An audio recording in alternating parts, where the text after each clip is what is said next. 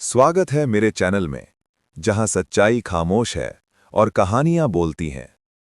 आज की कहानी आरुषि मर्डर केस की है। Let's begin. कभी कभी कुछ कहानियां ऐसी होती हैं जो सिर्फ अपराध नहीं होती, वो समाज के चेहरे पर पड़ा एक ऐसा दाग बन जाती हैं जो समय के साथ और गहरा होता जाता है। आज की ये कहानी भी कुछ ऐसी ही है। एक ऐसा मामला जिसमें 2 जिंदगियां चली गईं, लेकिन सच आज तक जिंदा नहीं हो पाया। ये कहानी है एक बंद घर की, एक मासूम बच्ची की, और उन सवालों की जिनका जवाब आज भी कोई नहीं दे पाया। उस रात सब कुछ सामान्य था। कोई डर नहीं, कोई झगड़ा नहीं, कोई आशंका नहीं। एक मध्यम वर्गीय परिवार, एक सुरक्षित समझा जाने वाला इलाका, और एक घर जहां हर रात की तरह उस रात भी लाइट बंद हुई और लोग सो गए। लेकिन किसी को क्या पता था कि यही रात भारत के सबसे रहस्यमयी मामलों में हमेशा के लिए दर्ज हो जाएगी। सुबह होती है, सूरज निकलता है, लेकिन उस घर में उजाला नहीं आता। अंधेरा और गहरा हो जाता है।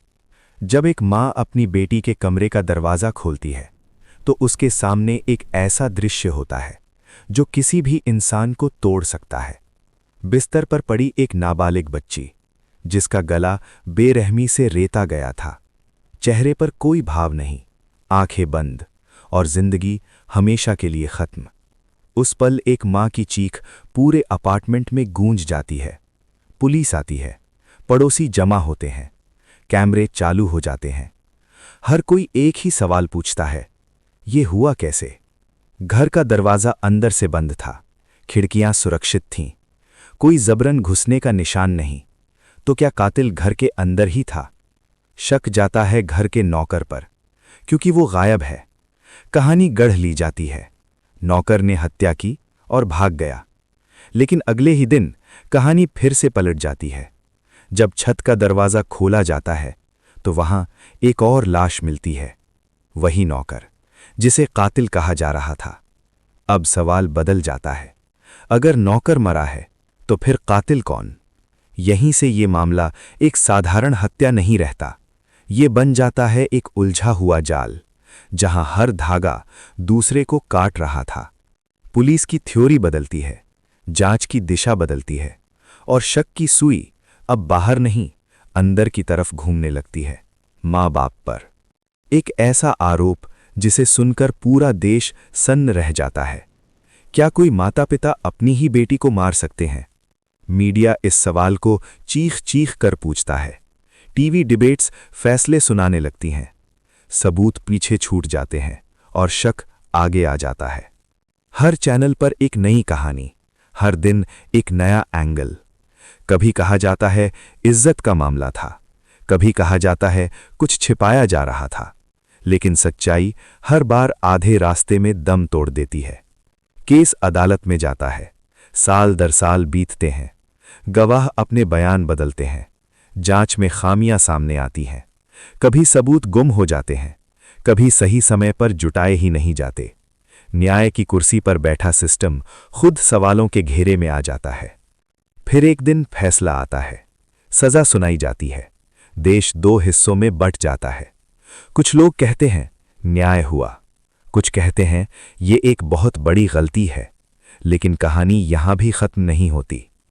कुछ साल बाद वही अदालत, वही सिस्टम कहता है सबूत पर्याप्त नहीं है। फैसला पलट दिया जाता है। जेल के दरवाजे खुलते हैं, लेकिन सवाल और ज्यादा भारी हो जाते हैं। अगर वो दोषी नहीं थे तो कातिल कौन था? और अगर कातिल कभी नहीं मिला तो न्याय किसे मिला? आज भी वो घर मौजूद है, आज भी वो छत है, आज भी वो कमरे हैं, लेकिन जवाब नहीं है। एक बच्ची जो बड़ी होकर कुछ बन सकती थी, एक आदमी जो रोजी रोटी के लिए काम करता था, दोनों इस कहानी में सिर्फ नाम बनकर रह गए। ये मामला हमें सिर्फ एक अपराध की कहानी नहीं बताता, ये हमें बताता है कि जब जल्दबाजी में फैसले सुनाए जाते हैं, जब मीडिया न्यायाधीश बन जाता है, और जब जांच सच्चाई से ज्यादा कहानी पर भरोसा करने लगती है, तो सबसे पहले सच मरता है। शायद हम कभी ना जान पाएं कि उस रात असल में क्या हुआ था, लेकिन इतना तय है कि कुछ रहस्य इसलिए डरावने नहीं होते क्योंकि वो अनसुलझे हैं, बल्कि इसलिए क्योंकि वो हमें हमारी अपनी व्यवस्था की कमजोरियां दिखा देते हैं। क्योंकि कुछ केस फाइलों में बंद हो जाते हैं, लेकिन इतिहास में कभी बंद नहीं होते। और ये कहानी आज भी हमसे पूछ रही है, क्या हमने सच ढूंढने की कोशिश की या सिर्फ किसी को दोषी मानकर आगे बढ़ गए।